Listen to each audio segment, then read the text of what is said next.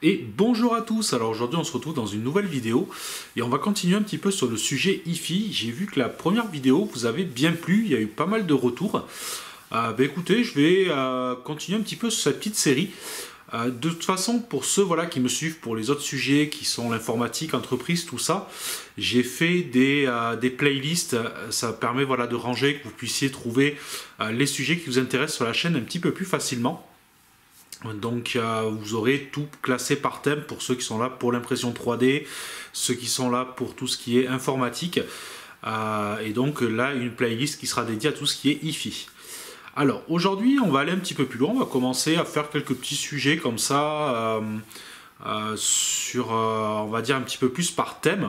Et aujourd'hui, on va parler un petit peu des sources, donc les différentes sources que l'on va retrouver donc pour la hi-fi. Donc la source, c'est quoi? C'est ce qui va vous permettre en fait de diffuser de la musique, donc le support sur lequel votre musique va être. Donc ça va se distinguer grossièrement, on va parler de, voilà, de trois catégories: vinyle, CD et après tout ce qui touche au dématérialisé et streaming. Dans la première chose, donc, vous allez pouvoir retrouver dans les différentes sources le vinyle donc, qui est, on va dire, pas mal revenu, enfin qui n'a jamais vraiment disparu, mais qu'on entend vraiment beaucoup parler aujourd'hui. Donc c'est une source qui peut être sympathique, c'est pas la source la plus précise que vous aurez, mais par contre, en effet, le vinyle a toujours son petit charme. Je trouve quand même que le son est assez sympathique, vous retrouvez une dynamique qui est assez sympa sur certains styles de musique. Là-dessus, ça va quand même dépendre de plusieurs critères. La première chose, ça va être le choix de votre platine. Si vous voulez obtenir un bon résultat, il vous faudra quand même une bonne platine. La deuxième chose, ça va être le plus important, la cellule.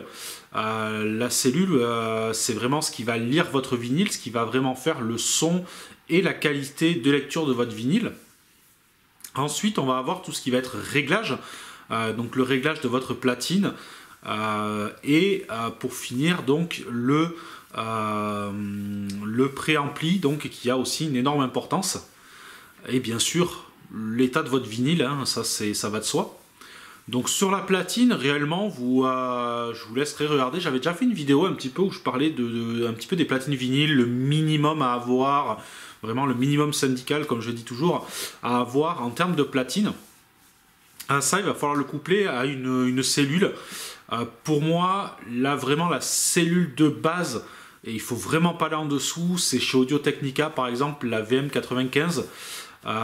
Donc c'est la C, si je ne me trompe pas, VM95C, c'est la verte. Ça va être vraiment le minimum. C'est vraiment le minimum syndical pour lire du vinyle. C'est pas celle qui va vous amener le plus de qualité, loin de là. Mais c'est, voilà, si vous voulez un petit peu de vinyle de temps en temps pour vous faire plaisir de façon correcte, ça peut être une petite cellule, voilà, à 40 € qui est correcte. Vous avez les 2 M-Red si vous voulez monter un petit peu, ou après il y a les Nagaoka, il y a pas mal de choses pas mal de cellules assez sympas. Il y a des cellules un petit peu anciennes aussi que j'aime bien, moi, les vieilles Onkyo, les vieilles Shure aussi que j'aime bien. Après, bien sûr, le réglage, parce que vous pourrez avoir la meilleure platine du monde et la meilleure cellule du monde. Si votre réglage de la platine n'est pas bien fait, ben, soit ça ne fonctionnera pas, ou soit ça fonctionnera mal. Donc là, ça, je vous invite, voilà, à aller voir un petit peu les différents réglages pour régler votre cellule, parce qu'il y a quand même pas mal de choses à voir au niveau de l'orientation de la cellule, du poids que vous allez appliquer pour la lecture. Donc ça dépend des différentes cellules que vous allez utiliser. Généralement, c'est préconisé sur chaque cellule. Il faut voir aussi les différents réglages. Ça dépend aussi. Chaque platine a souvent, vous avez ce qu'on appelle des protracteurs, qui sont en fait, des gabarits qui vous permettent de régler la cellule, qui sont par rapport à votre platine. Moi, je vois par exemple chez Torrens, je suis en train de rénover une Torrens, une TD 145 MK2. C'est une platine par exemple qui utilise son propre protracteur, qui en fait voilà, a une forme un peu spécifique par rapport à son bras et son orientation. Donc c'est un bras droit, hein, sur cette platine là, donc comme assez souvent en hi-fi. Et ensuite, il va y avoir aussi donc le préampli. Il faut savoir que votre platine vinyle, contrairement à votre lecteur CD ou autre, elle a besoin d'une préamplification, donc qui va fonctionner avec ce qu'on appelle une courbe RIAA. Je ne vais pas après trop rentrer dans les détails techniques ou autres, mais vous avez, voilà, besoin d'une préamplification.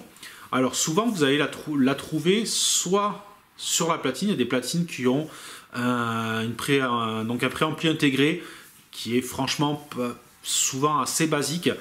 Vous pouvez avoir votre ampli aussi qui a une entrée phono et donc qui a un préampli intégré. Vous avez certains amplis qui ont des étages phono vraiment de très bonne facture.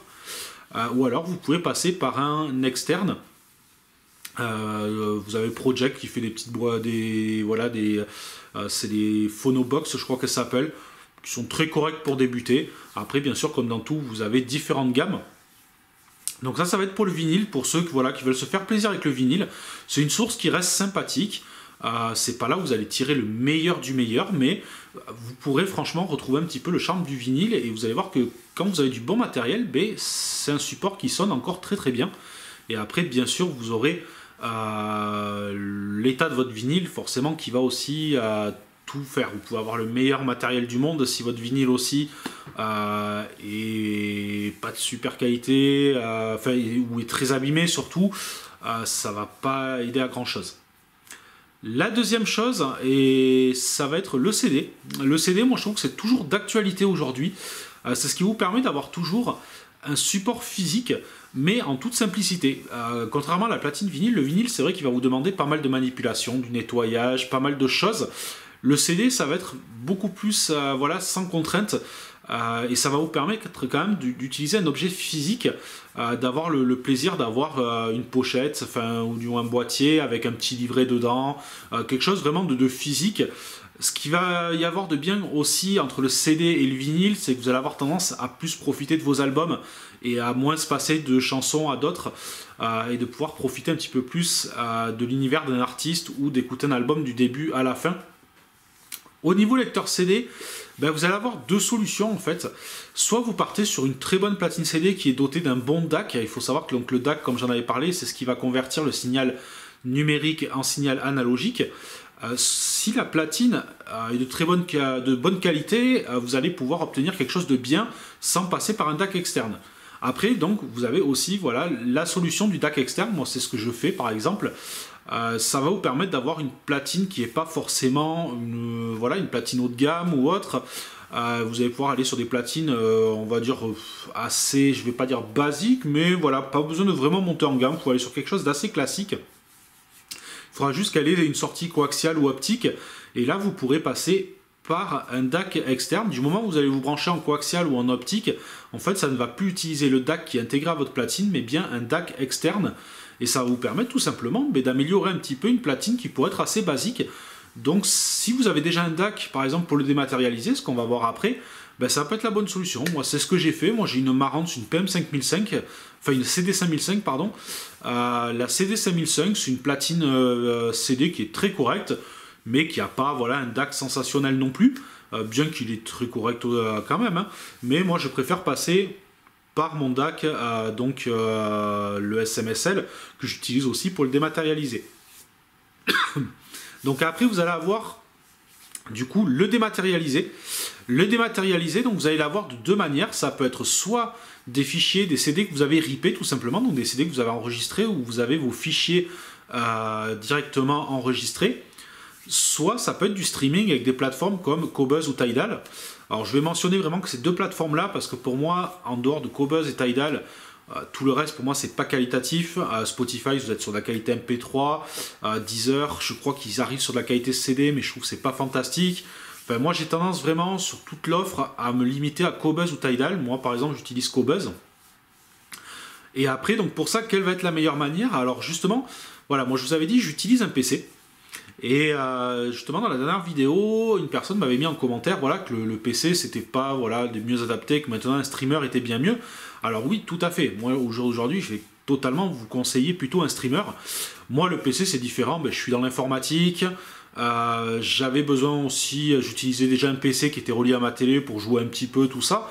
Donc le PC étant dispo, je voyais pas l'intérêt moi de prendre un streamer. Donc sur mon PC, j'utilise Foobar 2000 pour tout ce qui est musique dématérialisée et le logiciel Qobuz directement pour le streaming. Foobar 2000, donc c'est un logiciel sur Windows qui vous permet de pouvoir configurer un lecteur vraiment de très bonne qualité qui va bien gérer votre DAC. C'est un logiciel qui est vraiment assez ancien, qui a une interface qui est vraiment pas belle. Après, vous avez d'autres alternatives qui permettent de faire en plus quelque chose un peu plus complet comme Audivarna. Je crois que Roon a aussi une version PC, mais voilà, qui va vous permettre, eux, en plus de Foobar 2000, de pouvoir en plus de ça gérer donc vos sites de streaming. Mais très clairement, aujourd'hui, moi je vous conseille en effet, donc comme la personne l'avait mentionné dans le commentaire, et c'est totalement vrai, aujourd'hui il vaut mieux passer par un streamer. Un streamer, c'est quoi? C'est un petit boîtier, c'est un lecteur réseau en gros, hein, c'est un petit lecteur réseau qui va vous permettre de faire un peu tout ce que je vous ai dit là, d'aller lire ce qui est en local chez vous, depuis un disque dur externe, voire un NAS que vous avez sur le réseau, ou pour pouvoir utiliser donc des services de streaming. Et le tout directement, souvent ça se contrôle via le smartphone ou une tablette, souvent d'autres ont un écran intégré, mais surtout ça va vous permettre d'avoir quelque chose de très simple à l'utilisation, c'est-à-dire que vous achetez, vous configurez et c'est prêt. Et tout comme le lecteur CD, en fait sur le streamer, vous allez pouvoir soit utiliser le DAC interne du streamer, soit utiliser votre streamer pareil en optique pour utiliser un DAC externe. Moi souvent, c'est ce que je peux conseiller quand on... voilà, c'est d'avoir un DAC pour trouver un petit peu, parce que l'avantage du DAC c'est que vous allez pouvoir changer un petit peu sur le streamer, vous allez devoir rester sur le DAC qui est intégré. L'avantage de passer sur un DAC externe, c'est de pouvoir aussi trouver un DAC qui vous correspond bien, et surtout ce DAC qui va vous permettre d'avoir à la fois une platine CD connectée dessus et à la fois un streamer, le tout où vous retrouvez à chaque fois votre même son et avoir quelque chose de qualité, et ça vous permet sur le streamer de pouvoir le choisir plus par son côté fonctionnel que par sa qualité de DAC. Donc vous allez pouvoir plus choisir votre streamer selon l'interface qui va vous plaire, ça va vous permettre voilà, d'avoir quelque chose qui voilà, vous allez être moins bloqué par le DAC interne. Le mieux c'est vraiment voilà, trouver quelque chose qui est intuitif, qui est un applicatif qui vous plaît. Et donc voilà un petit peu les différentes sources qu'on va utiliser. Bien sûr, à côté, il y a aussi la cassette, il y a le mini-disque, bien que je vous déconseille le mini-disque, c'était pas une qualité très folle. La cassette, pour une nostalgique, pourquoi pas, mais c'est pas là où vous allez trouver la meilleure qualité. Mais ça vous permet de retrouver le bon vieil analogique. Dans le bon vieil analogique, moi j'aime bien de temps en temps me faire un petit vinyle. C'est pas ce que j'utilise le plus, hein. J'ai les trois moi en fait, j'ai une platine vinyle, j'ai un lecteur CD, donc le CD 5005, platine vinyle actuellement j'ai une petite NAD d'époque, et là il faut que je m'y remette, j'ai une Torrens qui traîne depuis un petit moment, que j'étais en train de rénover petit à petit pour la remettre vraiment le plus à neuf possible. Donc, mais voilà, le vinyle, voilà, c'est quelque chose que j'utilise un petit peu. Du CD, ça m'arrive aussi de temps en temps. J'aime même ressortir un petit CD. Après, oui, c'est vrai que aujourd'hui, Qobuz reste 80% de ce que j'écoute pour le côté pratique. Après, c'est vrai qu'on a tendance à zapper un petit peu plus d'un titre à l'autre. Mais bon, j'ai envie de dire, voilà, si on prend plaisir sur cette session-là, c'est pas mal. Et surtout, l'avantage des plateformes de streaming, c'est qu'on va pas rester cantonné à écouter les mêmes choses. Moi, c'est vrai que dans les CD, j'avais tendance à acheter des CD par rapport à ce que je connaissais. Et du moment où, voilà, forcément, si on ne connaît pas, on va pas aller acheter le CD. L'avantage de Qobuz, tout ça, c'est d'aller découvrir beaucoup de choses. Et c'est vraiment là où j'ai énormément élargi ce que j'écoutais, en fait. Je me suis mis à vraiment à trouver de plus en plus de styles, voilà, m'ouvrir beaucoup plus dans ce que j'écoutais que dans la période parce que moi quand j'ai commencé pendant un bon moment j'ai été que sur CD et vinyle, et là c'est vrai que ça m'a ouvert sur énormément de styles et ça me permet de découvrir un petit peu sans cesse. Donc c'est vrai que le streaming aujourd'hui j'aime beaucoup. Ceux qui veulent passer sur PC ça se fait, mais ça fonctionne très bien. Après c'est vrai qu'aujourd'hui voilà, c'est vrai que le streamer c'est quand même plus pratique. C'est pour moi une solution qui est plus intéressante. Donc voilà un petit peu pour les différentes sources. Donc dans tout ce qui est numérique, vous allez tout pouvoir unifier via un DAC avec, donc comme je vous ai dit, lecteur CD, pas forcément besoin de mettre une somme folle dans un lecteur CD. Vous pouvez vous retrouver des vieux lecteurs CD de bonne qualité, d'occasion pour moins de 100 €. Et vous couplez ça à un DAC et vous aurez une source qui est qualitative. Pareil pour les streamers, vous n'êtes pas obligé d'aller dans le haut de gamme du streamer.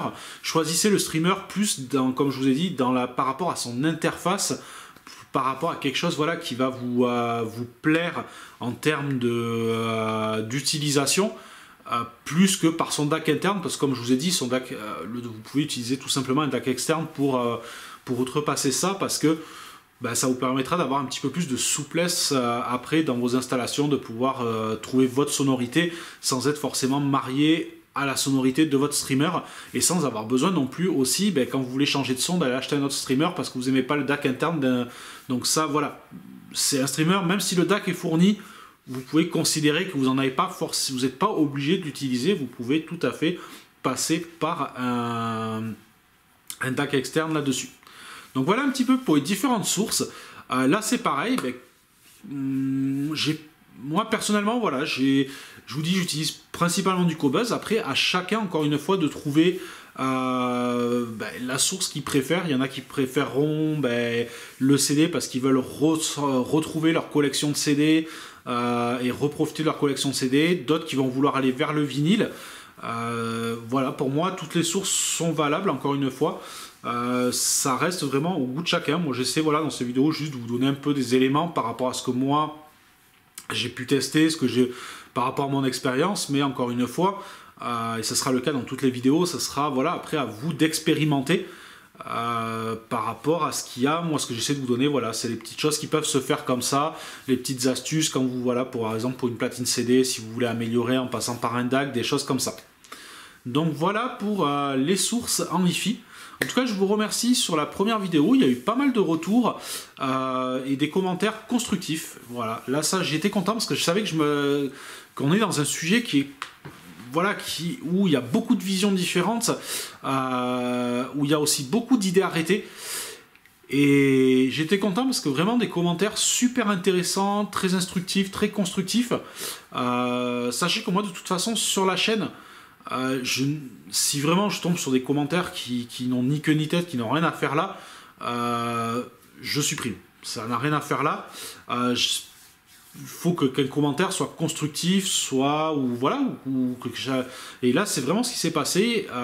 C'est vraiment des personnes qui sont venues à donner leur avis, apporter des éléments. Là, comme je vous disais, là par exemple le coup du streamer, c'est vrai que j'en ai pas parlé dans la première vidéo. Je parlais du PC parce que je vous parlais de mon expérience, mais c'est vrai que je n'ai pas glissé forcément que au jour d'aujourd'hui on va plus partir sur un lecteur réseau, un streamer plus qu'autre chose.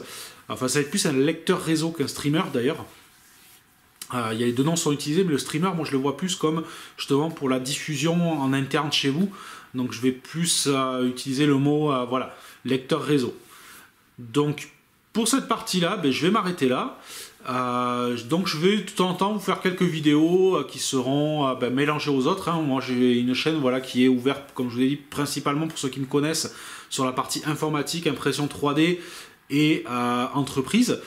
Mais après voilà, moi je m'intéresse à beaucoup de choses et aujourd'hui j'ai pas envie de me mettre de limites sur YouTube, j'ai envie d'aller un petit peu dans les divers sujets qui m'intéressent et d'organiser ça vraiment par playlist. Donc je l'expliquerai un petit peu au début de chaque vidéo. Ça va être un peu redondant pour ceux qui suivent les vidéos, vous allez avoir un peu le même discours au départ, mais c'est juste voilà, pour informer que je reste sur du multi-sujet, que tout restera quand même bien rangé. Mais forcément c'est un domaine où je suis resté, où j'avais fait quelques vidéos, mais où aujourd'hui j'ai envie de partager un petit peu plus, et surtout la première vidéo m'a vraiment donné envie de partager un peu plus, parce que les retours étaient vraiment sympathiques, et j'ai bien aimé lire les commentaires et les avis de chacun, parce que franchement c'était fait vraiment de façon vraiment très cordiale et sympathique. Chacun amenait un petit peu son expérience et ses conseils, et j'ai trouvé ça super intéressant. Allez, je vais m'arrêter là pour cette vidéo. La prochaine, ça sera... je vous parlerai un petit peu des amplis. Alors, je ne vais pas vous faire une vidéo dédiée vraiment sur la technique de l'ampli ou autre, parce que c'est pas quelque chose que je maîtrise énormément. Je vais plus vous donner un petit peu un avis sur les amplis que j'ai possédés, qui sont, on va dire, en petite gamme, pas trop chers, pour vous orienter un petit peu. Et avec 2-3 petites astuces. Je rentrerai jamais dans du gros technique parce que c'est pas forcément après mon domaine, et puis de toute façon la vision technique ça peut vite être voilà, être controversé ou autre, donc je veux pas forcément rentrer là-dedans, mais plus dans du conseil et dans du partage. Allez, sur ce, moi je vous dis à une prochaine vidéo. Ciao ciao.